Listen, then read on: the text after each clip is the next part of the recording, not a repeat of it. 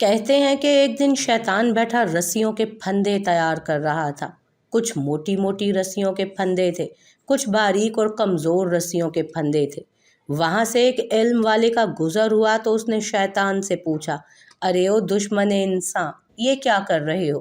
شیطان نے سر اٹھا کر دیکھا اور اپنا کام جاری رکھتے ہوئے بولا، دیکھتے نہیں حضرت انسان کو قابو کرنے کے لیے پھندے تیار کر رہا ہوں۔ ان حضرت نے پوچھا کہ یہ کیسے پھندے ہیں؟ کچھ موٹے کچھ ہلکے۔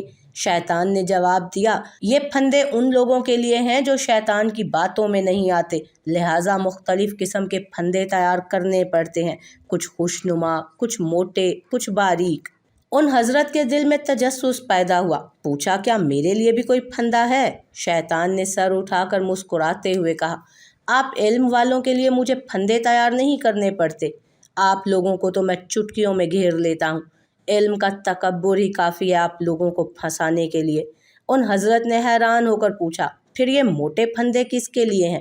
شیطان نے کہا، موٹے پھندے اخلاق والوں کے لیے ہیں، جن کے اخلاق اچھے ہوں ان پر قابو پانا مشکل ہو جاتا ہے۔